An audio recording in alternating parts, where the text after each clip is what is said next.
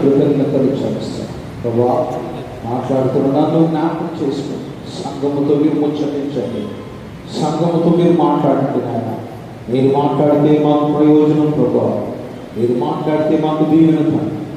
నన్ను తగ్గించుకొని హెచ్చిస్తూ నన్ను చేతులకు అప్పగించుకుంటుంటే సంఘాన్ని ఆశీర్వదించి నీ గొప్ప కార్యములు సంఘంలో జరిగించి మీ నామాన్ని కనపరుచుకోమని మీకే స్తుతులు, స్తోత్రములు, సమస్త మహిమ, ఘనత మీ నామానికి చెల్లిస్తూ యేసుక్రీస్తు నామములో అడిగి వేడుకుంటున్నాము. ఆమేన్. దయచేసి అందరం కూర్చున్నాం. వాక్యాన్ని దేవునికి స్తోత్రం కలుగుగాక. ప్రభువైన యేసుక్రీస్తు నామములో మీ అందరికీ శుభములు. దేవుని సన్నిధికి వచ్చిన వారందరినీ ప్రేమతో ఆరాధనలో ఆహ్వానిస్తూ, ఇది మొదటిసారి వచ్చిన వారు ఒకసారి లేచి నిలబడతారు. ఇదే మొదటిసారి అండి ఆరాధన. మంచిది. Thank you brother. చప్పట్లు కొట్టి వారిని సంఘంలో ఆహ్వానిద్దాం. చదువుకున్న బిడ్డలైతే రండి. అలాగే యవనస్తులు కూడా ఒక విజ్ఞప్తి. సాయంత్రం పూట యవనస్తుల కూడిక జరుగుతుంది. కేవలం ఈ యవనస్తుల కొరకే. మీ కొరకు మంచి సాంగ్స్ వీడియోలు మీరు చూస్తున్నారు కదా. ఆర్కెస్ట్ర మనకి 2 కీబోర్డు, ఒక తబలా, ఒక ప్యాడ్, గిటార్, మొత్తం ఫుల్ ఆర్కెస్ట్రాతో యవనస్తుల మధ్యలో పాటలు పాడతారు. మీరు కూడా పాడవచ్చు. అప్పుడు వచ్చి మీరు కూడా పాడవచ్చు. పాటలు ఏమైనా మీరు పాడగలిగిన వారు వస్తే 6 గంటల వస్తే ఆరాధనలో మీరు కూడా పార్టిసిపేషన్ చేయొచ్చు. ఆరాధన మంచిగా జరుగుతుంది. ఈరోజు తల్లిగారు ప్రభుజ్యోతి సుభాషిణి ప్రభుజ్యోతి అమ్మగారు ఈరోజు వాక్యం చెప్తారు. మంచి వర్తమానాలు ఇచ్చే వారిని సెలెక్ట్ చేసి పెడుతున్నారు పెద్దలు. ఈ విషయంలో మీరు గుర్తుపెట్టుకోండి. యవనస్తులు, మీరు వాక్యం చేత శుద్ధి చేయబడాలి. వాక్యం చేత మీరు దేవునిలోనికి రావాలి. ప్రేమతో మీకు అందరికీ మనవి. యవనస్తులందరూ కూడా ఖచ్చితంగా సాయంత్రం కనపడితే మీకు అందరికీ దీవెనలు. దేవుడు మిమ్మల్ని అందరినీ దీవించి ఆశీర్వదించడం మంచిది. దేవుడు నన్ను నడిపించిన పాఠ్య భాగము మత్తయి సువార్త 14వ అధ్యాయము 13వ వచనం నుండి 21వ వచనం వరకు పాఠ్య భాగము. మత్తయి సువార్త 14వ అధ్యాయము 13 నుండి 21వ వచనం వరకు పాఠ్య భాగము. దీనిలో యేసుక్రీస్తు ప్రభువు ఆయన అనేక మంది ఆయనను వెంబడించినటువంటి ఆ సమయంలో అనేక మంది ఆయన యొద్దకు వచ్చి ఆయా పట్టణాల్లో అద్భుతాలు చేసి ఆయా సూచక్రియలు చేస్తూ ఉంటే ఆయనను ఏదైనా చంపదమనే ఉద్దేశంతో, ఏదో ఒకటి ఆయన లేకుండా చేద్దామనే ఉద్దేశంతో వారు ప్రనాదం పట్టి యేసుక్రీస్తు వారు చిన్నపిల్లల్ని సర్వీస్ పంపించండి. అక్కడ ఒక పిల్లోడు బయటకు వెళ్తున్నాడు, రోడ్డు మీదకి వెళ్ళాడంటే అది ప్రమాదం. పిల్లోడిని దగ్గర పెడతారు. మంచిది. ఈ యేసుక్రీస్తు వారు ఏ ఊరిలో సంచరిస్తూ అద్భుతాలు చేస్తున్నారు, ఏ ప్రాంతాల్లో అద్భుతాలు చేస్తున్నారో అందరూ కూడా ఆ అద్భుతాలను చవిచూచి అద్భుతాలను వారు అనుభవిస్తూ యేసయ్య మీద కుట్ర పన్నుతున్నారు. ఏమని కుట్ర పన్నుతున్నారంటే ఆయన చంపుదాం, రహస్యంగా ఆయన చంపేద్దాం, ఆయన లేకుండా చేద్దాం అనేటువంటి కాన్సెప్ట్తో వారు ఉన్నప్పుడు యేసుక్రీస్తు వారు ఇక్కడ మీరు చూడండి 12వ అధ్యాయంలో మత్తయి సువార్త 12వ అధ్యాయంలో 46వ వచనంలో మనం చూస్తే ఆయన తల్లియు సహోదరుడు వచ్చి బయట నిలబడి ఆయన ఒకసారి వస్తే మాట్లాడే చేద్దామంటే, ఒకవేళ కొంతమంది పండితులు ఏమంటున్నారంటే, ఒకవేళ అయ్యా నీ మీద చెడ్డగా చాలా మంది అనుకుంటున్నారు, నేను చంపడం అనుకుంటున్నారు అనే విషయాన్ని ఆయనకి చాయడానికి వచ్చేదేమో అని కొంతమంది పండితులు అభిప్రాయపడ్డారు. ఆయనకి చెప్తే ఆయన అన్నాడు, నేను అయ్యి కాదు, నేను ఇప్పుడున్నది పరిస్థితిలో ఉన్నాను, వెళ్ళిపోమని చెప్తే వారు వెళ్ళిపోయారు. సరే, అయితే అనేది ఏంటంటే యేసుక్రీస్తు వారిని చంపడానికి వారు ఎందుకు అంటే ఆయన చేస్తున్న అద్భుతాలు, ఆయన చేసిన సూచక్రియలు బోధకుల కంటే అతి మించినటువంటి గొప్ప విషయాలు. అంటే మీరు 9వ అధ్యాయాలు మీరు చూడండి. 9వ అధ్యాయంలో ఒక మూగదయ్యాన్ని ప్రభువు వెళ్ళగొట్టాడు. నేను మీకు జ్ఞాపకం చేసాను లేదో, అది మొదటి ఆరాధన చెప్పినట్టున్నా. మూగదయ్యాన్ని ప్రభువు వెళ్ళగొడితే ఆ మూగదయ్యాన్ని వెళ్ళగొట్టడానికి అక్కడ ఏముందంటే మీరు చూస్తే 9వ అధ్యాయము 32వ వచనం నుంచి ఒకసారి చదువుదాం. మత్తయి సువార్త 9వ అధ్యాయం 32వ వచనం నుంచి చదువుదాం ఒకసారి. దయ్యం పట్టిన ఒక మూగవాడిని ఆయన ఎదురు తీసుకుని వచ్చింది. దయ్యం వెళ్ళగొట్టబడిన తర్వాత ఆ మూగవాడు ఇశ్రాయేలులో ఇలా ఎన్నడూ కనబడలేదని చెప్పుకోలేదు. అయితే ఇశ్రాయేలులో ఎన్నడూ ఇది కనబడలేదు. కారణం ఏంటంటే ఆ రోజున్న బోధకులట దయ్యము పట్టిన వ్యక్తిని పేరు అడుగుతారట. నీ పేరేంటి అంటే అది వాడుకున్నటువంటి చట్టం. పేరు చెప్పించి తర్వాత కొడతారట, ఇంకా మళ్ళీ రాకూడదని. కానీ ప్రభు ఇక్కడ మూగ దయ్యం పట్టిన వ్యక్తిని బాగు చేస్తే ఆశ్చర్యపోతున్నారు. ఇదేంటి అంటే ఈయనకు దయ్యాలు కూడా లోబడుతున్నాయి. మీరు 11వ అధ్యాయం 12వ అధ్యాయంలో కూడా మీరు ఈ విషయాలు చూస్తారు. దయ్యాలు ఆయన బాగు చేస్తుంటే, దయ్యాలు పట్టిన వారిని బాగు చేస్తుంటే తట్టుకోలేకపోతున్నారు. అక్కడున్న బోధకుల కంటే ఈయన బోధ కానీ ఈయన జీవితం కానీ ఈయన చేస్తున్న సూచనలు చాలా ఎక్స్ట్రార్డినరీగా ఉంది. వారు తట్టుకోలేకపోతున్నారు. ఎలాగైనా ఈయనని చంపుదాం, ఎలాగైనా ఈయన ఏదో వచ్చేద్దాం అనేటువంటి సంకల్పంతో ఉన్నప్పుడు యేసయ్య ఏకాంతంగా వెళ్ళాడు. నేను ఈ ఏకాంతంగా వెళ్ళి ప్రార్థన చేసుకుంటా అన్నట్టు వెళ్తే ఆయన వెంట పట్టణంగా జరిగిన దేవుని స్తోత్రం కలుగు కాక. హల్లెలూయా. పట్టణంగా జరిగిందట. పట్టణం అక్కడ మీరు చూడు 13వ వచనం 14వ అధ్యాయం 13వ వచనం చదువుతారు ఒకసారి.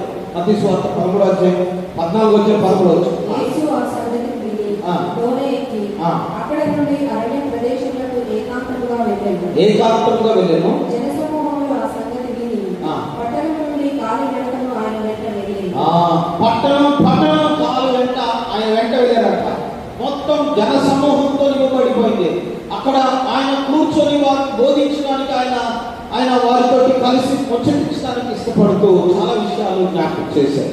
అయితే ప్రభుని వెంబడించడానికి వారు ఆ పట్టణము వారు ఆయన దగ్గరికి వచ్చారు. అంటే ఆయన ఉద్దేశము అక్కడ మత్తయి సువార్తలో జరుగుతున్నటువంటి ఈ పరిస్థితి అంతా మనం గమనిస్తే ప్రభువు వారిని వెంబడించడానికి వచ్చినటువంటి ఆ జన సమూహము ఎంతగా ఆయన పట్ల కానీ ఆయన యొక్క ఉన్నతమైన విషయాలు ఆయన అక్కడ మనం 14వ వచనం చూస్తే ఆ గొప్ప జన సమూహం ఆయన చూసి వారి మీద కనికరపడి అంటే ఆ కనికరం పడడానికి గల ఉద్దేశం ఏంటంటే అప్పటికి వారు ఎలా ఉన్నారు. 9వ అధ్యాయంలో రాయబడి ఉంది. ఒకసారి మీరు చూడండి. 9వ అధ్యాయంలో రాయబడి ఉంది.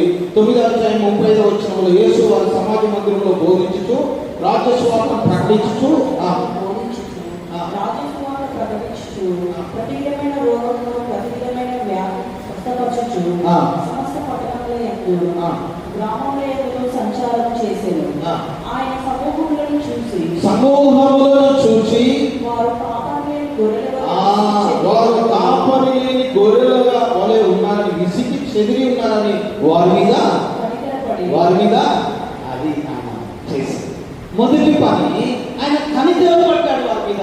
ఎందుకంటే కాపరి లేని గొర్రెల వలె ఉన్నారు. గొర్రెలు ఉన్నాయి కానీ కాపరి లేడు. ఎందుకంటే యేసుక్రీస్తు కాలం నాటి ప్రజల యొక్క బోధనా పద్ధతులు లేకపోతే దైవజనులు మీరు ఎక్కడ చూస్తున్న విషయాలంటే యెహెజ్కేలు గ్రంథము 34వ అధ్యాయం 5, 15, 19 వాటిని గొర్రెలను కోసుకొని తింటున్నారంట. వారు గొర్రెలు కత్తిరిస్తారంట.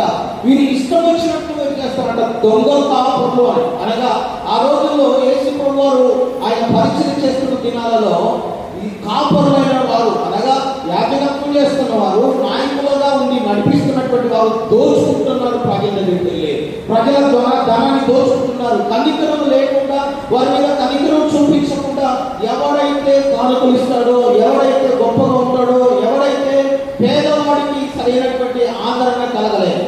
ప్రభువు వారు ఎప్పుడైతే పరిచయం చేయడం మొదలుపెట్టాడో అందరికీ ఆయన కనికరాన్ని చూపించడానికి మొదలుపెట్టాడు. ఆయన కనికరము ఆయన దయా వారి మీద చూపించడానికి ఇష్టపడ్డాడు.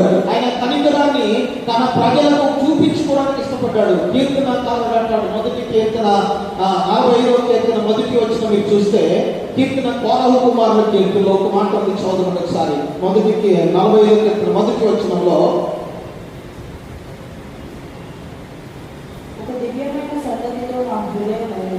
బహుగా ఉద్భవించున్నది. నేను రాజును గురించి రచించిన దానిని పలికెదను. నా నాలుక త్వరగా రాయవాడి కలుపు వలె ఉన్నది. నీవు నరుల కంటే అతి సుందరుడవై ఉన్నావు. నీ పెదవుల మీద నీవు నరుల కంటే అతి సుందరుడివి. నీ సుందర లక్షణములు నేను వివరించలేనయ్యా, కానీ నీ పెదవుల మీద ఆయన క్యారెక్టర్ అంతటిని, ఆయన లక్షణం అంతటిని ఒక వచనంతో అక్కడ చెప్పి వదిలిపెట్టేశాడు. అంతే. కీర్తనకారుడు వివరణలో కీర్తనకారుడు ఈ కీర్తన కోరహు కుమారుల కీర్తన. కోరహు కుమారుల కీర్తనలో నీవు నరుల కంటే అతి సుందరుడివి అని ఎందుకు అన్నాడు అంటే ఆయన మొత్తం ఆయన సుందర లక్షణాన్ని ఒక్క మాటతో అన్నాడు, నీ పెదవుల మీద దయారసము పోయబడింది. కారణం ఏంటంటే తన దగ్గరికి వచ్చిన వారిని స్వస్థపరిచాడు, తన దగ్గరికి వచ్చిన వారిని బాగు చేశాడు, తన దగ్గరికి వచ్చిన వారిని కనికరించాడు, తన దగ్గరికి వచ్చిన వారిని ప్రేమను వ్యక్తపరిచాడు. దేవునికి స్తోత్రం కలుగుగాక. ప్రజలు కాపరి కొరకు ఎదుగుతుంటే, ప్రజలు మంచి దైవజనుడి కొరకు లేదా మంచి ప్రవక్త కొరకు ప్రవచించే వ్యక్తి కొరకు ఎదురు చూస్తున్నటువంటి ఆ కాలంలో దిద్దేవారు ఉన్నారు. అప్పుడు ఈ బాప్టిస్ట్ యోహాను కొరకు సంతానం వారు జరుగుతున్నాడు. కనికరం గల వారి అంటే మంచిగా కొంతమందిని స్వస్థపరుస్తున్నాడు. కానీ యేసయ్య అందరినీ ప్రేమించడము, అందరికీ తన కనికరమును చూపించడం, అందరికీ తన ప్రేమను వ్యక్తపరచడం అనే విషయాలు మనం ఇక్కడ స్పష్టంగా చూస్తున్న ప్రేమైన దేవుని బిడ్డలారా.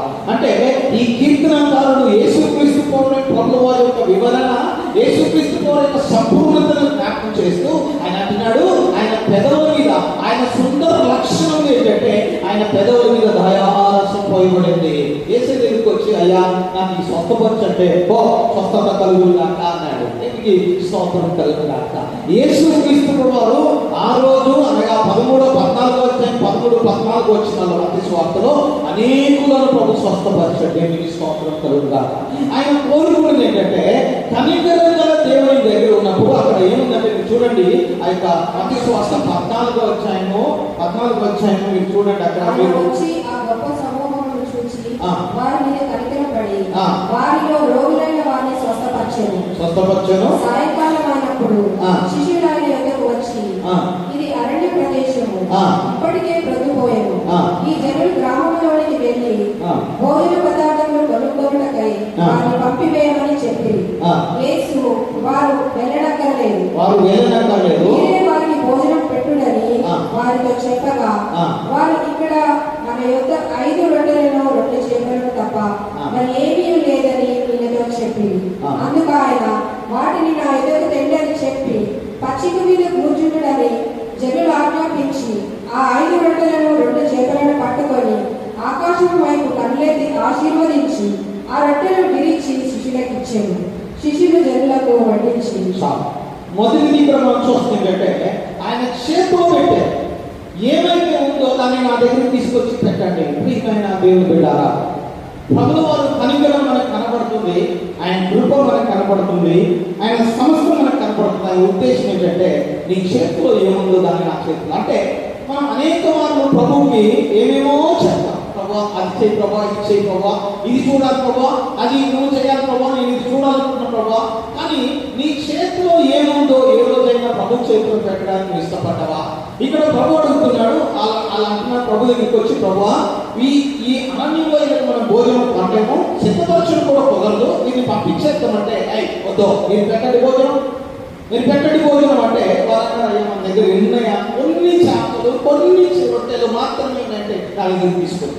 ప్రభు వారి యొక్క ఉద్దేశం ఏంటంటే నీకు ఉన్నది కొంచెమే, నీ జీవితంలో నీకు కలిగినది కొంచెమే, నీవు కొంచెంలో బ్రతుకుతున్నావు, ఆ కొంచెం నా దగ్గర తీసుకొచ్చి పెట్టు. నేను అనేది ఏంటంటే ఎంతమంది దశ భాగం దొంగలిస్తున్నారు ఈ రోజు మీ మనసులో, మీ మనస్ఫూర్తిగా ప్రభు దగ్గర మీరు ఈరోజు ఒక్కసారి మీరు గుర్తుపెట్టుకోండి, ఎంతమంది దశభాగం దొంగలిస్తున్నారు. దశభాగం దొంగలిస్తే పాత నిబంధన ప్రకారం నేను చెప్తున్నా, మలాకి గ్రంథము 3:8-9 ఆ మందిరంలో 10వ భాగం తీసుకొచ్చి పెట్టమని ప్రభు చెప్పాడు. ఓకే, అది ప్రభు చెప్పినటువంటి ఆజ్ఞ. కొత్త నిబంధనలో ప్రభు ఏమంటే తెలుసా, దశభాగం కంటే నీ ఆస్తి మొత్తము నీవు ఎంత ప్రేమిస్తున్నావో అంత ప్రభుకి ఇవ్వమన్నాడు. మనము దశభాగము ఇవ్వడం మర్చిపోయి పక్కన పెట్టి మనము దేవుని దగ్గరికి తీసుకొచ్చి ఇవ్వడంలో ఎంతగా మనం నిర్లక్ష్య వైఖరిలో ఉన్నాం.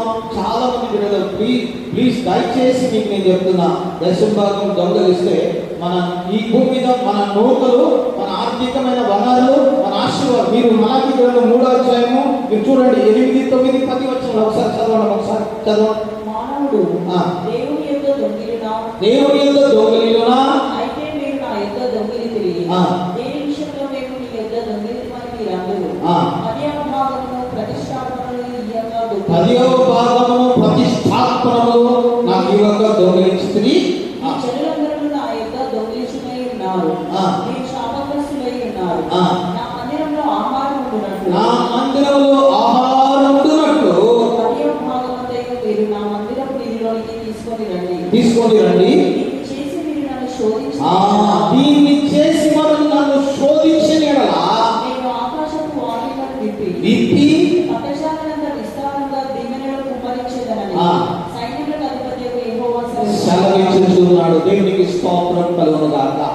ఉద్దేశం ఏంటంటే అని ఎలీషా గారు విధవరాలు ఇంటికి వెళ్ళాడు. మీకు ఉదాహరణ చెప్తున్నా. విధవరాలు ఇంటికి వెళ్ళాడు.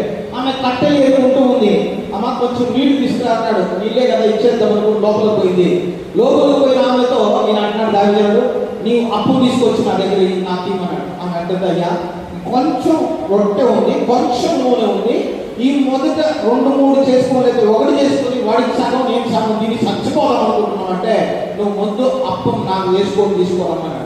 నూనెట్టకుండా ఆమె పిండి పిసికి ఆమె నూనెతో ఒక అప్పం కాల్చి తీసుకొచ్చి దైవజనుడికి ఇచ్చింది. కరువు కాలమంతా పోషించడం దేవుడికి స్తోత్రం కలుగు కాక. అది ప్రాక్టికల్ లైఫ్. ప్రాక్టికల్ గా ఒక వ్యక్తి ఈ భూమి మీద దేవుడికి ఇస్తే, దేవుని చేతిలో పెడితే అది నీ జీవితంలో నూరంతలుగా దీవించని అద్భుతమైన దేవుడు గుర్తుపెట్టుకో.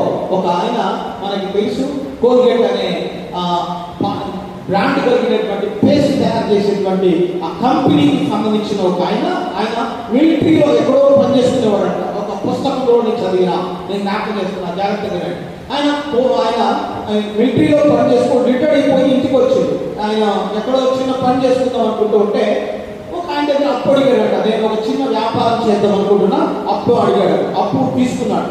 ఇచ్చే ఆయన అన్నాడట, అయ్యా నువ్వు 10వ భాగం దేవునికి నాకు ఇవ్వకపోయినా పర్వాలే, 10వ భాగం దేవునికి మీరు సంపాదించిన దాంట్లో 10% దేవునికి ఇచ్చి మిగతా వాడుకుని ఆయన అన్నాడట. ఓకే అన్నాడు. ఈయన ఏంటి వ్యాపారం చేయడం మొదలుపెట్టాడు. మరుసటి సంవత్సరం అదే వ్యక్తిని ఈ వ్యక్తి కలిసి హోటల్లో ఎక్కడో కలిసి మాట్లాడుతున్నప్పుడు, ఆయన నేను చెప్పింది చేస్తున్నావా, 10వ భాగం దేవునికి ఇస్తున్నావంటే కాదండి అట్లా చేయట్లేదు అన్నాడు. ఎందుకురా ఆయన నేను ఇచ్చినందుకు దేవునికి ఇస్తామనే ఆశతో నేను చేసిన అంటే ఆయన అన్నాడంట, 10వ భాగం నేను తీసుకున్నా, 99 భాగాలు దేవునికి ఇచ్చేసిన. దేవునికి స్తోత్రం కలుగుతాను. హల్లెలూయా.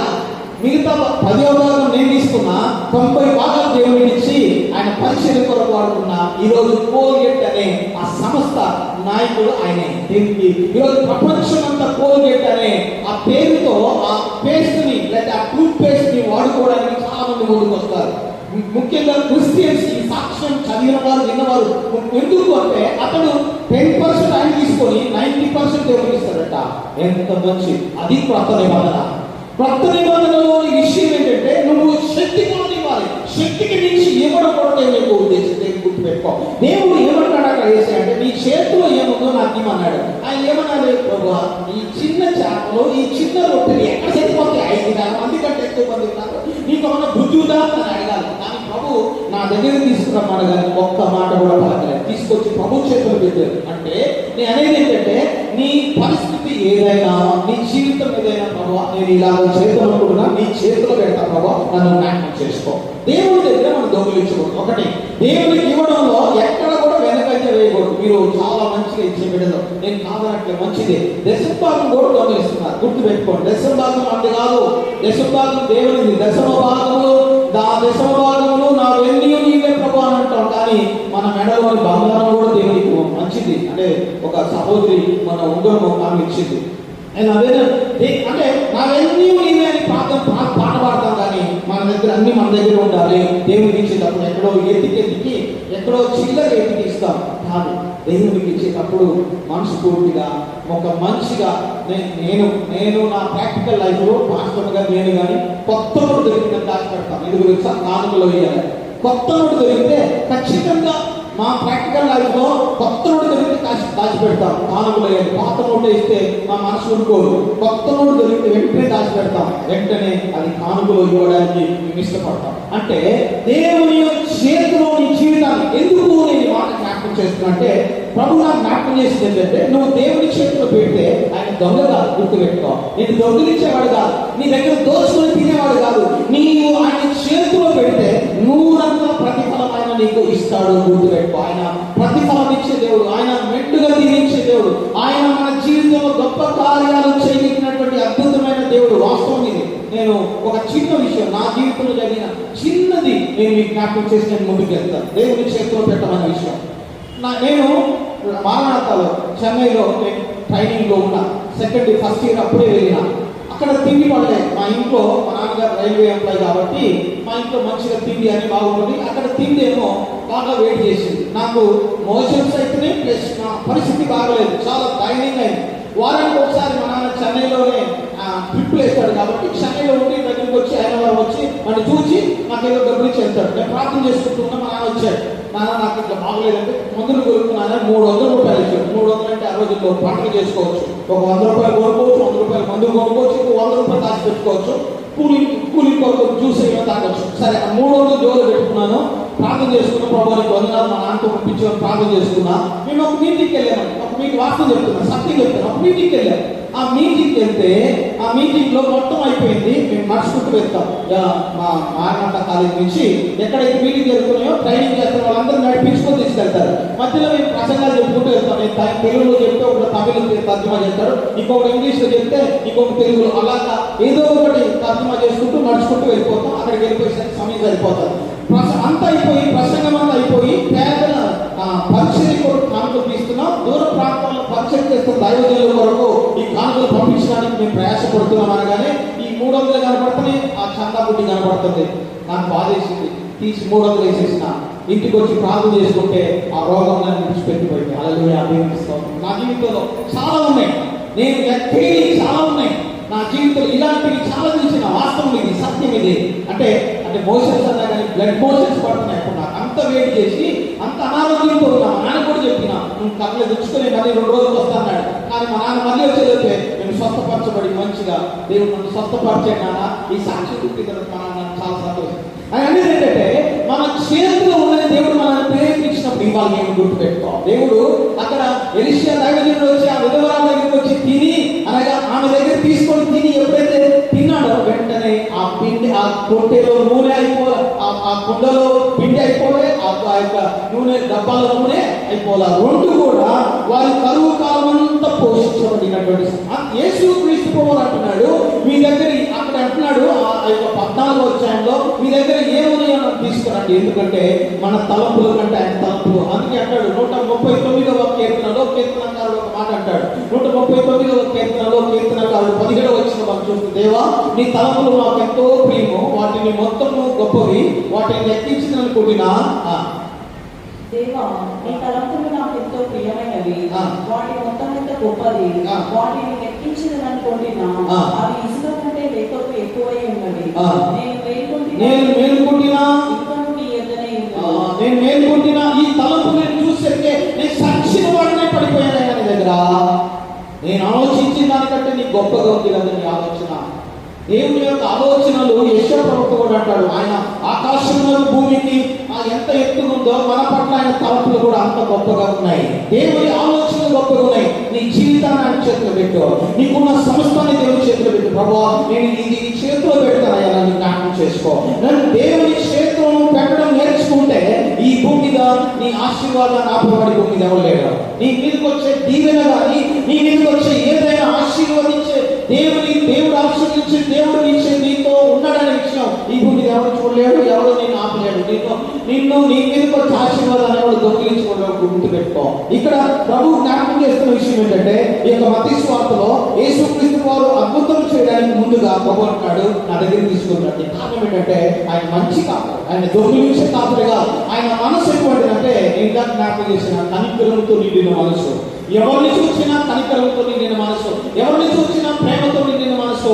ఏదో ఒకటి చేయాలి తన దగ్గరికి వచ్చిన వారిని, ఏదో ఒక ఉపకారంతో చేయాలి. దేవుని మందిరంలో నువ్వు ఏమి చేసినా, ఏ విషయంలో నువ్వు ప్రభు కొరకు కష్టపడినా, నీ తలాంతులు ప్రభు కొరకు ఉపయోగించినా, నువ్వు ఎలాగ ప్రభు దగ్గర వాడబెడితే నీకు ప్రతిఫలం ఇచ్చేవాడు ఆయన. నేను కాదు, గుర్తుపెట్టుకో. ఖచ్చితంగా విషయాలు చెప్తున్నా, వాస్తవం చెప్తున్నా. నువ్వు దేవుని దగ్గర ఎంతైతే కష్టపడతావో, దేవుని దగ్గర ఆశించకుండా దేవుని దగ్గర ఎంతైతే నువ్వు ఖర్చు పెట్టి, లేదా దేవుని దగ్గర నీ టాలెంట్ కానీ నీ తలాంతులు కానీ దేవుని దగ్గర నువ్వు వాడుకుంటావో, వాడుకున్నంతకు ప్రతిఫలం ఖచ్చితంగా నీ నెత్తి మీద పెట్టి వాడుకోమంటాడు దేవుడు. దేవుడికి స్తోత్రం కలుగుతా. ఆయన ఏ రోజు దాచిపెట్టుకునేవాడు కాదు. ఈ యొక్క అధ్యాయంలో లేదా 14వ అధ్యాయంలో నా దగ్గరికి తీసుకున్నామని చెప్పగానే ఆయన ఏం చేశాడంటే ఆయన చేతిలోకి తీసుకున్నాడు. ఎప్పుడైతే ఆయన చేతిలోకి తీసుకున్నాడో ఆశీర్వదించడానికి ఇష్టపడ్డాడు. యేసయ్య అక్కడ మీరు చూస్తే ఆయన వారి దగ్గర నుంచి రొట్టెలు తీసుకొని పనులెత్తి ఆశీర్వదించి ఆ రొట్టెలు గురించి శిష్యులకు ఇచ్చాడు. ఆశీర్వదించడానికి ఏంటంటే, ఆశీర్వదించడానికి ఒక వ్యక్తి ఆశీర్వాదము విడుదల చేయాలంటే దాని వెనక కష్టపడాలి. కష్టపడకుండా ఆశీర్వాదం రాదు. వాస్తవం చెప్తున్నాయి, కష్టపడకుండా ఆశీర్వాదం రాదు. ఒక వ్యక్తి ఆశీర్వాదము వచనాలు నీ మీదకి వర్షింపజేయాలి అంటే దాని వెనక కష్టం ఉంటేనే. ఆ కష్టం దేవుడు చూస్తే నీ కష్టాన్ని చూసిన దేవుడు దాచుకోడు, గుర్తుపెట్టుకో. నీ కష్టాన్ని చూసిన దేవుడు ఆయన దీవించుకున్న మానలేడు. భూమి మీద నేను ఒకటే జ్ఞాపకం చేస్తాను. యెషయా గ్రంథం 53వ అధ్యాయంలో ప్రభు వారిని గురించి కొన్ని మాటలు రాయబడి ఉన్నాయి. యెషయా గ్రంథం 53వ అధ్యాయం 10వ వచనంలో యెషయా ప్రవక్త మాట అన్నాడు. చదవండి ఒకసారి, చదవండి. 53వ అధ్యాయం 10వ వచనం చదవండి. అతని నలుగుకొట్టుటకు యెహోవాకు ఇష్టమాయెను. అతని నలుగుకొట్టుటకు యెహోవాకు ఇష్టమాయెను. ఆయన అతనికి వ్యాధి కలుగజేసెను. అతడు తన తానే అపరాధ పరిహారార్థ బలిగా చేయగా అతని సంతానం చూచును. అతడు దీర్ఘాయుష్మంతుడగును. అతడు దీర్ఘాయుష్మంతుడగును. యెహోవా ఉద్దేశము అతని వలన సఫలమగును. యెహోవా ఉద్దేశములు అతని వలన సఫలమగును. అతడు తనకు కలిగిన వేదనను చూచి తృప్తి పొందును. నీతిమంతుడైన నా సేవకుడు జనుల దోషములను భరించి తనకున్న అనుభవ జ్ఞానం చేత అనేకులను నిర్దోషులుగా చేయును. ఒక వ్యక్తి కష్టము వలన అనేకులను ఆశీర్వదించడానికి యెషయా ప్రవక్త ముందుగానే యేసుక్రీస్తు ప్రభువు సిలువను గురించి జ్ఞాపకం చేశాడు. ఈ భూమి మీద యేసుక్రీస్తు ప్రభువు పడిన కష్టము, యేసుక్రీస్తు ప్రభువు కార్చినటువంటి కన్నీరు, లేదా ఆయన కార్చిన రక్తము ఈ భూమి మీద సర్వమానవాళి పాప పరిహార బలిగా తన దేహాన్ని ఈ భూమి మీద ఇవ్వడానికి ఇష్టపడ్డాడు. అది గొప్ప విషయం. ఆశీర్వదించే యేసయ్య ముందు కష్టపడి, లేదా కష్టాన్ని ఆయన భుజం మీద వేసుకొని ఆయన శ్రమపడి నేను నేను ఆశీర్వదిస్తాను బిడ్డ, ఈ కష్టమంతా నేను పొందుకుంటాను, కానీ దేవుని స్తోత్రం కలుగుతా. ఇందాక రామారావు గారు చెప్పారు, ఇది ఏదో చిన్న సర్జరీ చేస్తారు అనుకున్నా, కత్తి పెట్టి కోసారు. కానీ ఒక వ్యక్తి గాయపరచబడ్డాడు అంటే ఆ వెనక ఉన్న ఆశీర్వాదం మీకు తెలుసా? ఆ రోజు యాకోబుని దేవుడు విరిచినప్పుడు ఏమైంది? యాకోబుని దేవుడు విరిచినప్పుడు ఏమైంది అంటే, యాకోబు గారు కుంటుకుంటూ, అంతకుముందు కుంటేవాడు కాదు, కుంటుకుంటూ నడుస్తున్నాడు. ఏశావును కలుసుకునేసరికి కుంటుకుంటూ నడుస్తున్నాడు. అంటే యాకోబుని ఎప్పుడైతే విరిచాడో, యాకోబుని ఎప్పుడైతే గాయపరిచాడో దేవుడు వెంటనే యాకోబుని ఇశ్రాయేలుగా దేవుడు మార్చాడు. వాస్తవం అంటే అనేది ఏంటంటే, నీ కొరకు ఒక ఆయన విరవబడ్డాడు. నీకు తెలుసా? నీ కొరకు ఒక ఆయన ఈ భూమి మీద గాయపరచబడ్డాడు. ఆయన విరవబడి ఆయన అంటున్నాడు, నేను ఆశీర్వదిస్తాను బిడ్డ, నేను దీవిస్తాను బిడ్డ, నేను నిన్ను సంపూర్ణమైన ఆశీర్వాదంతో నింపబడ్డానికి ఇష్టపడతాను. ఎప్పుడు మనము ప్రభువులను సమీపించినప్పుడు మొదటి కొరింథీ పత్రిక 11వ అధ్యాయం 23వ వచనంలో ఆయన నన్ను జ్ఞాపకం చేసుకుని నేను చేయడని చెప్తూ ఆయన ఏమన్నాడంటే, ఆయన ఆ రొట్టెను తీసుకొని విరిచి ఆశీర్వదించి వారికి ఇచ్చాడు. ఆశీర్వదించి అంటే తన దేహాన్ని విరిచి ప్రజలకు ఆశీర్వాదకరములాగా చేశాడు. యేసయ్య పడిన కష్టము ఈ భూమి మీద నీతితో కూడింది, గుర్తుపెట్టుకోండి, పరిశుద్ధతతో కూడింది, పరలోక సమానమైన దీవెనది. యోహాను 6వ అధ్యాయం చదువుకోండి. నా దేహంలో తిరువాడు ఆయన అన్నాడు. చాలా విషయాలు అక్కడ జ్ఞాపకం చేశాడు. అది ప్రభువులు అప్పుడప్పుడు జ్ఞాపకం చేస్తున్నాడు. నా దేహము ఈ రొట్టెను ఈ ద్రాక్షరసం తినువాడు నిత్య జీవమునకు అర్హుడు. నా దేహము తిని నా ద్రాక్షరసం త్రాగువాడిని అంత్య తిరున్నా నేను చెప్తా, వాడు ఎన్నటికీ మరణం రుచి చూడడు అంటే పాప మరణ బంధకాల్లోనే పడిపోడు. ఒకసారి రక్షించబడిన వ్యక్తి ఒకసారి యేసుక్రీస్తు ప్రభువు యొక్క రక్తంలో కడగబడి యేసు ప్రభువు యొక్క రక్తము ద్వారా విమోచించబడిన వ్యక్తి, నూతన జన్మను అనుభవించిన వ్యక్తి ఇక పాపం వైపు వెళ్ళకూడదంట. అది ఆయన ఉద్దేశం. ఎందుకంటే నీ కోసం ఆయన విరవబడ్డాడు, నీ కోసం ఆయన గాయపరచబడ్డాడు, నీ కోసం శ్రమపడ్డాడు. శ్రమపడినటువంటి యేసయ్యను నువ్వు గుర్తు పెట్టుకుంటే మీకు ఒకసారి పాపం చేయవు. అది చాలా మంది అంటారు, నా తల్లిదండ్రులు నా కోసం కష్టపడ్డారు, నా తల్లిదండ్రులు ఈ రోజు నేను స్టేజ్ లో ఉన్నానంటే నా తల్లిదండ్రుల కష్టమే. వాస్తవమే, నీ తల్లిదండ్రుల కష్టమో కంటే యేసయ్య కష్టం నిన్ను దీవించడానికి ఆయన ఇష్టపడ్డాడు. గుర్తుపెట్టుకో. నీ వెనక అనేక తరంలో వారు దీవించబడ్డానికి. అందుకే ఇక్కడ గలతీ పత్రిక 3వ అధ్యాయం 14 వచ్చి మీరు చూస్తే ఆయన ధర్మశాస్త్ర చట్టాన్ని గురించి జ్ఞాపకం చేసి పౌరు గుర్తు పెట్టాడు. 3వ అధ్యాయం 14 వచ్చి చదువుకుంటే ఒకసారి. గలతీ పత్రిక 3వ అధ్యాయం 14 వచ్చి అపోస్తలులైన పౌలు భక్తులు జ్ఞాపకం చేస్తారు. ఆత్మలో వచ్చిన వాగ్దానము విశ్వాసం వలన మనకు లభించినట్లు అబ్రహాము పొందిన ఆశీర్వాద వచనము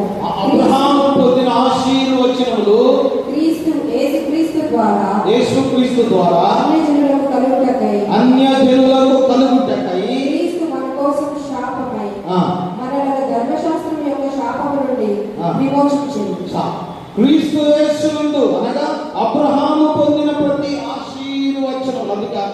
అధ్యాయం 1-3 అబ్రహాం పొందుకున్న ప్రతి ఆశీర్వచనంలో ఇది నీకు ఉండును గాక, కనాను దేశాన్ని ప్రభు అబ్రహాంకి నీకు స్వాస్థ్యం ఇస్తాను బిడ్డ, ఓకే.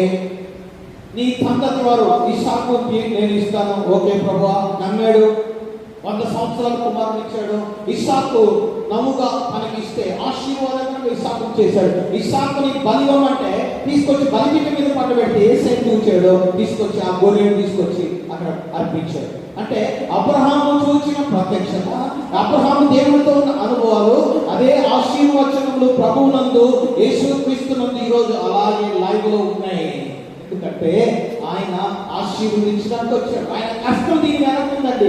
యేసయ్య కష్టం ఉందండి. నీకెవరికి కష్టం లేదు, నాకు కష్టం లేదు, ఇంకొకటి కష్టం లేదు. ప్రభు నాకు జ్ఞాపకం చేసింది ఒకటే, సంఘాన్ని ప్రభు దీవించాలనుకుంటున్నాడు. నీ చేతిలో ఏముందో ఆ చేతిలో పెట్టు. ప్రభు ఈ విషయంలో నేను నీ చేతిలో ఇది పెడతానయ్యా, నన్ను జ్ఞాపకం చేసుకో. ఈరోజు చాలా మంది బిడ్డలకు ఉద్యోగాలు వస్తున్నాయి. ఉద్యోగాలు పొందుకున్న బిడ్డలకి నా విజ్ఞప్తి, నాకు ఇచ్చిన దేవుడు నాకు ఇచ్చిన విషయాలు నేను జ్ఞాపకం చేస్తున్నాను. మొదటి జీతం మందిరానికి తీసుకొచ్చేవాడు. నా కొరకు కాదు, మందిరంలో నువ్వు ఇస్తే జీవిత కాలం అంతా నీవు తీసుకుంటున్న జీవితం అంతటిని దేవుడు దీవించి నీ జీవిత కాలం నీ పిల్లలకి ఆశీర్వాదకరంగా చేసిన అద్భుతమైన దేవుడు.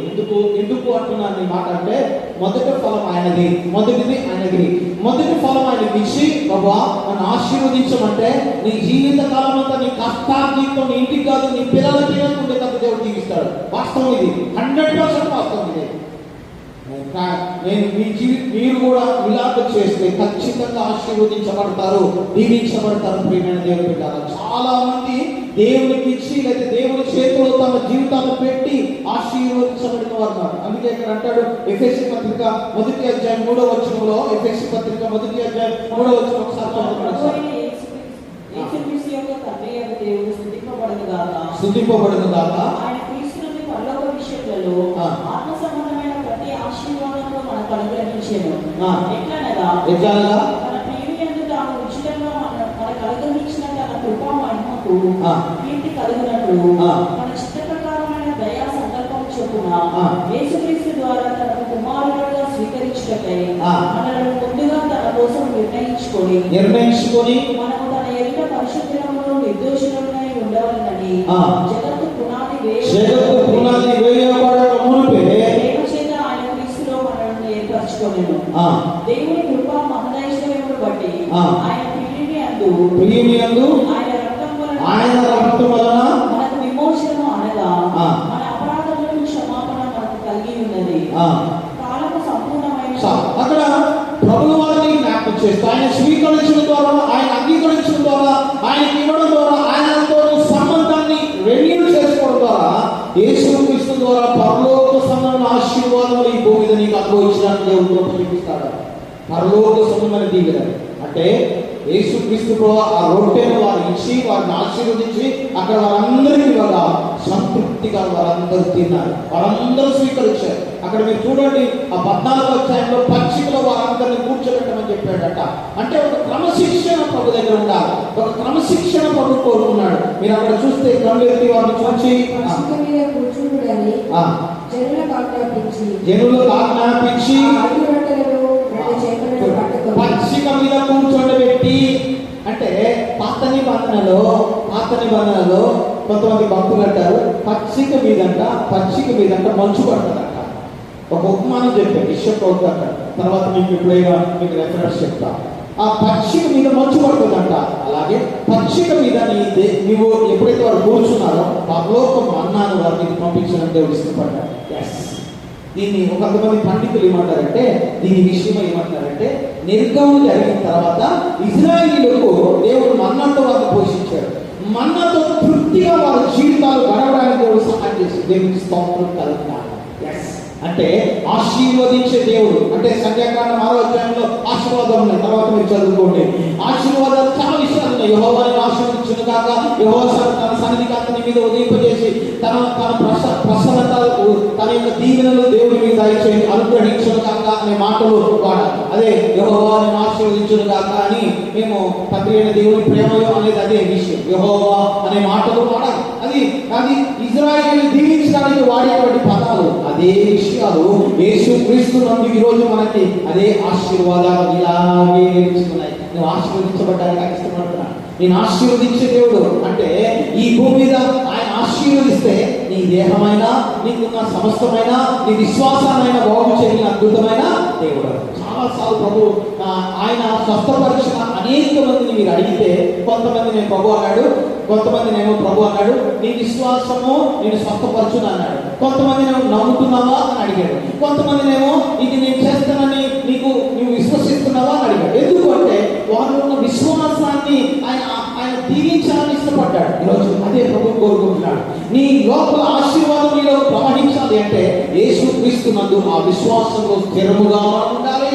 యేసుక్రీస్తు నందు ఆ విశ్వాసంలో స్థిరముగా మనం ఉంటే ఖచ్చితంగా ఆశీర్వాదములకు వారసులుగా మనం నిలబడతాము. గుర్తుపెట్టుకుంటున్నాం. తర్వాత మీరు చూస్తే మూడో విషయాన్ని మీకు జ్ఞాపకం చేసి నేను ముగింపులోకి వస్తా. 14వ అధ్యాయంలో ప్రభు మనకు జ్ఞాపకం చేస్తున్న విషయము మూడవ విషయాన్ని 19వ వచనం నుంచి మనం చూస్తే, పక్షికి మీద కూర్చుండని జ్ఞానం జనులకు ఆజ్ఞాపించి ఆ 5 రొట్టెలలో 2 చేపలను పట్టుకొని ఆకాశం వైపు కన్నెత్తి ఆశీర్వదించి ఆ రొట్టెలు విరిచి శిష్యులకు ఇచ్చెను. శిష్యులు జనులకు వడ్డించి వారందరూ తిని తృప్తి పొందిన తర్వాత మిగిలిన మంకలో 12 గంపల నిండా ఎత్తిరి. వారందరూ తిని తృప్తి పొందిన తర్వాత తృప్తిగా తిన్నారంట. ఎక్కడ కూడా అయ్యా నాకు సరిపోలేదయ్యా అనే మాట నేను స్తోత్రం కలుగుతా. తృప్తిగా తిని, తృప్తి ఎక్కడుందంటే ప్రభు సన్నిధిలో. అందుకే కీర్తనకారుడు చాలా విషయాలు మీ మందిరంలో సమృద్ధి వల్ల మేము తృప్తి పొందుతున్నాము. కీర్తనకారుడు చూడండి, నీ మందిరంలోని 34వ కీర్తనలో కీర్తనకారుడు జ్ఞాపకం చేశాడు, నీ మందిరం యొక్క సమృద్ధి వల్ల మేము తృప్తి పొందుతున్నాము. అంటే మందిరంలో ఏముందంటే సమృద్ధి ఉంది. మందిరంలో ఏముందంటే ఆయన సమృద్ధికరమైన ఆశీర్వాదం ఉంది. ప్రేమైన దేవుని బిడ్డారా, అక్కడ 36వ కీర్తన 7, 8, 9 వచ్చిన ఒకసారి చూడండి. ఒకసారి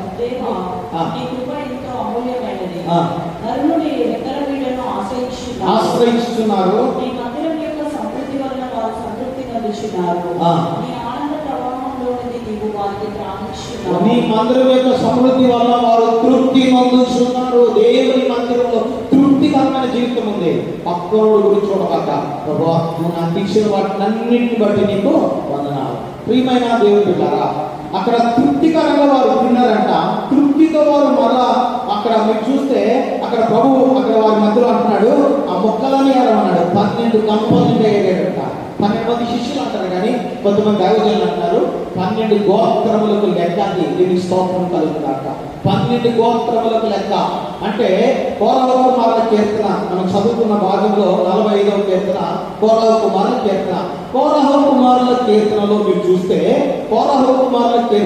చూస్తే ఈ కీర్తన కోరహ కుమారులు రాశారు.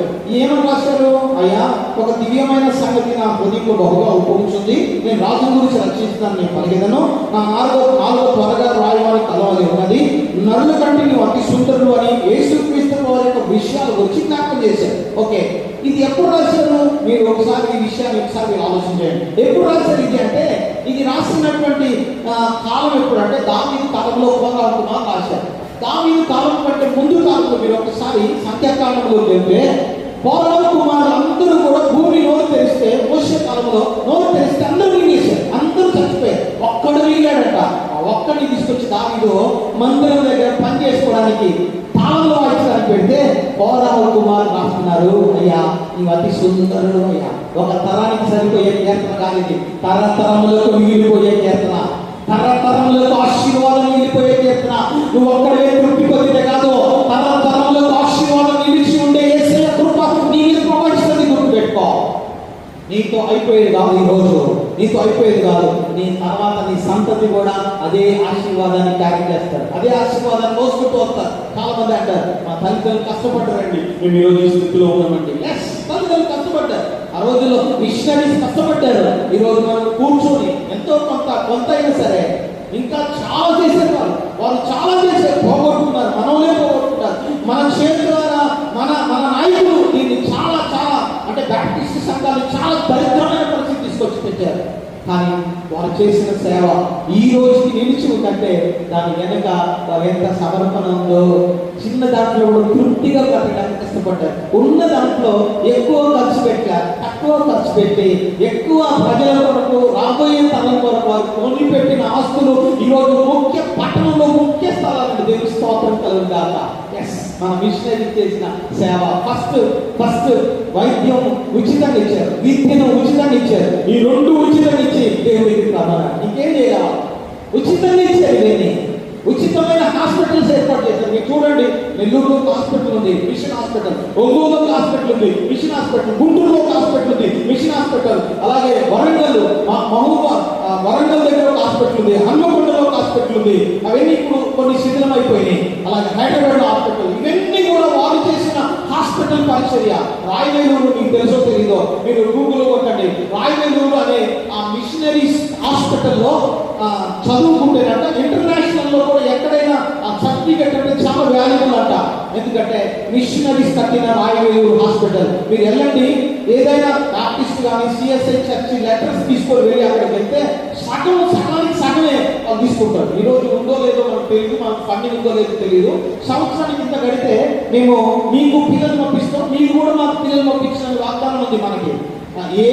సిఎస్ఐ ఏఎల్సి బ్యాప్టిస్ట్ 3 సంస్థలు కలిసి రాయవేలూరులో పెట్టారు. అదే ఏసీబీసీలో పెట్టిన కాలేజీ కూడా. ఈ రెండు కూడా అమెరికా సంస్థ కాదు, లోకల్ ఉన్నటువంటి సంఘాలు వారిని పోషిస్తూ వారిని డబ్బులు ఇస్తూ ఉంటే వారు నాయకులను లేదా వారు డాక్టర్ని తయారు చేసి పంపించేవారు. రాయవేలూరు మొత్తం ప్రార్థన ద్వారా జరిగిన విషయం. ఈ రోజుకి దేశంలో ఫస్ట్ ప్లేస్ ఇవ్వాలి, కానీ ఢిల్లీలో ఫస్ట్ ప్లేస్ ఇచ్చారు కాబట్టి సెకండ్ ప్లేస్కి వచ్చింది. ఇది ఈ రోజుకి ఆ సేవలతో కొనియాడబడుతున్నాయి. ఎందుకు తెలుసా? తరతరములకు నేర్పించిన దీవెన. అది ప్రభువుగా ప్రతిజ్ఞ. ఈరోజు నీవు దేవుడి చేతిలో పెట్టేది కొంచెమే, నువ్వు దేవుడి చేతిలో ఇచ్చేది కొంచెమే. ఆశీర్వాదాలను అనుభవిస్తావు. ఇంకొక తరాన్ని కూడా ట్రాన్స్పోర్ట్ చేస్తున్నావు, ఇంకొక తరాన్ని కూడా ఆశీర్వదించబడేలాగా చేస్తున్నావు. నీ ఒక్కడు ఆగిపోదు. నువ్వు ఈరోజు వదిలించమనుకో, నెక్స్ట్ తరానికి ఏముండదు, గుర్తుపెట్టుకో. నువ్వు ఇవ్వు, దేవుని ఘనపరచు. ప్రభు కొరకు ఏదైనా చేయి, ప్రభు నేను ఆశీర్వదిస్తాడు. ప్రార్థన చేసుకుందాం. ప్రభు నేను నీకు ఇస్తాను, ప్రభు నన్ను జ్ఞాపకం చేసుకో, నన్ను ఆశీర్వదించయ్యా. నన్ను నీ సన్నిధి కాంతి నా మీద ఉంచి నన్ను జ్ఞాపకం చేసుకో. ఒక్కసారి నీ హృదయం ప్రభు అందరూ లేచి నిలబడి ఒకసారి నీ హృదయాన్ని ప్రభు దగ్గర పెట్టు. ప్రభు నన్ను దీవించయ్యా. నా కొరకే నువ్వు నలగొట్టబడ్డావు ప్రభు. నా కొరకే నువ్వు నా కొరకే నేను చేయగలను. అందరూ మోకరించాలి, బిడ్డలు మోకరించాలి. దయచేసి మోకరించాలి, బిడ్డలు మోకరించాలి. ప్రభు చూద్దాం. ప్రభు నన్ను ఒక్కసారి జ్ఞాపకం చేస్తాను. అయ్యా నువ్వు నా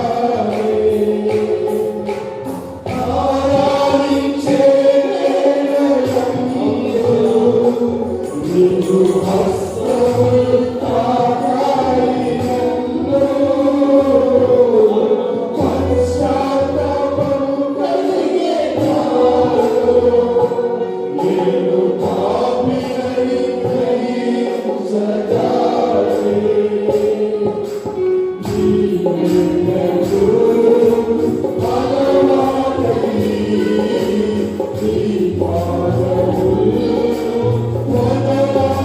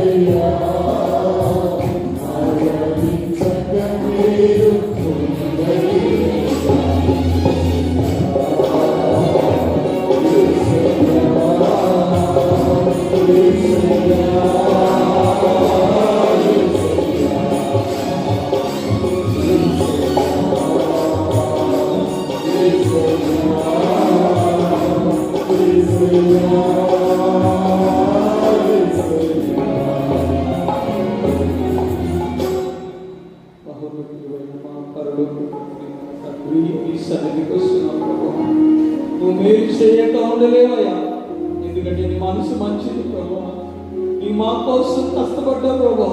మేము ఇంకనూ నీ దగ్గర దొంగిలిస్తూనే ఉన్నాం, ఇంకనూ మా హృదయాన్ని ఇవ్వక, మా జీవితాన్ని ఇవ్వక ఇంకా దొంగల వలె బ్రతుకుతున్నావయ్యా. అలాగే ఎవరైనా క్షమించు తండ్రి. అయ్యా అయ్యా, వారి మీద నీ కనికరముడును గాక ప్రభా, వారి మీద నీ కనికరముడును గాక ప్రభా, నీ కనికర వాత్సల్యతలు బిడ్డల మీద ఉండును గాక ప్రభా.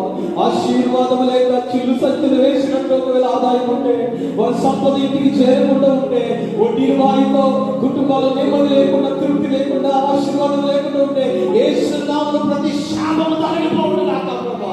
ప్రతి విధమైన అపవిత్రత తొలగిపోవును గాక ప్రభా. ప్రతి విధమైన నీ న్యాయసకరమైన ప్రతి శాపము ఆశీర్వాదకరమైన మాంసములను గాక ప్రభా. ఎవరి జీవితాల్లో గొప్ప కార్యాలు చేయి, వారికి ఉన్నదాన్ని దీవించయ్యా, ఉన్నదాన్ని ఆశీర్వదించయ్యా. నూరంతల ప్రతిఫలం పొందుతున్న కాక ప్రభా, నూరంతల ఆశీర్వాదం పొందుతున్న కాక ప్రభా. నూరంతల ప్రతిఫలముతో తరతరములకు ఉండే ఆశీర్వాదం యేసు నామములో నీ బిడ్డలు ఈ రోజు స్వతంత్రించుకుంటున్న కాక ప్రభా. నీ కృపా సమృద్ధి సంఘానికి దయచేయండి అయ్యా. ఎంతమంది వేదనతో, ఎంతమంది దుఃఖంతో విషయంలో అయ్యా మా వల్ల కాదయ్యా, మేము గడపలేదు, మా వల్ల కాదనుకుంటున్నారు. యేసు నామములో వారి మీదకి నీ ఆశీర్వాదం వచ్చును గాక, వారి మీదకి నీ దీవెనలు వచ్చును గాక, వారి మీదకి నీ ఆశీర్వాద సమరమైన దీవెనలు, యెహోవా ఆశీర్వాదములు ఈ బిడ్డల మీద, కుటుంబాల మీద ఆర్థికంగా, ఆధ్యాత్మికంగా స్వస్థత, నెమ్మది, సమాధానం యేసు నామములో కలుగును గాక ప్రభా. నీవు తాకు యేసయ్యా, నువ్వు తాకు ప్రభా. ప్రతి ఒక్క తల మీద చేయబెట్టునైనా, ప్రతి ఒక్కరి మీద చేయబెట్టు ప్రభా. నీ బిడ్డలనైనా దగ్గరికి వచ్చారయ్యా, నువ్వు ఆశీర్వదించయ్యా, నువ్వు దీవించునైనా, నువ్వు ఆశీర్వదించలేని మా మధ్యలోకి వచ్చాను పొందనాలు. మా మధ్యలో మీరు సంచరిస్తున్నారయ్యా. ఆరాధించు వేళలో మా హృదయం విరిగినప్పుడు, మా జీవితం విరిగినప్పుడు అంగీకరించి అద్భుతమైన ఎంతమంది విరిగినట్టు హృదయం దగ్గరికి వచ్చారో, ఎంతమంది దుఃఖంతో దగ్గరికి వచ్చారో, ఎంతమంది వేదనతో దగ్గరికి వచ్చారో, యేసు నామములో దుఃఖం సంతోషంగా మార్చబడును గాక, వారి దుఃఖం సంతోషంగా మార్చబడును గాక. నీ వారి ఐశ్వర్యం ఈ బిడ్డల మీద ఉండును గాక. నీ స్వస్థత, నీ నెమ్మది, నీ సమాధానం, కృపాక్షేమముల వారి జీవితాల్లో వారి ఆయన సమృద్ధిలోకి వచ్చును గాక. నీకే మహిమ, నీకే మహిమ, నీకే మహిమ. చేతులెత్తి దీవించయ్యా, చేతులెత్తి ఆశీర్వదించయ్యా, చేతులెత్తి నీ కృపలో నీ బిడ్డలని జ్ఞాపకం చేసుకుంటాను, ఆశీర్వదిస్తున్నా ప్రభా. యేసు నామములో నీ ఆశీర్వాదములు సంఘం మీద, బిడ్డలందరి మీద ఉండును గాక. నీ చేతులకి బిడ్డలను అప్పగిస్తున్న ప్రభా. అనేకులకి, అనేక తరములకు ఆశీర్వాదకరమైన బిడ్డలుగా మీరు హెచ్చించి కనబరిచి జ్ఞాపకం చేసుకోవాలి. నీ సమృద్ధి కొరకు వందనాలు, నీ కృప కొరకు వందనాలు, నీ దీవెనల కొరకు వందనాలు, నీ ఆశీర్వాదాల కొరకు వందనాలు. నీకే మహిమ ఘనత యేసు నామమునకే చెల్లును గాక ప్రభా. నీవు ఆశీర్వదించమని చెప్పావు, నేను ఆశీర్వదించిన, నువ్వు చెప్పమని మాటలు నేను జ్ఞాపకం చేసిన, నువ్వు దీవించు ప్రభా. నువ్వు ఆశీర్వదించడానికి ఇష్టపడిన కృతజ్ఞతలు, మహిమ ఘనత నామాన్ని చెల్లిస్తూ ప్రతి బిడ్డను కూడా దీవించినది వందనాలు చెల్లిస్తూ అయ్యా నీకే స్తుతులు, నీకే స్తుతులు. యేసు నామమునకే మహిమ చెల్లిస్తూ యేసు క్రీస్తు నామమున అడిగి వేడుతున్నాము తండ్రి.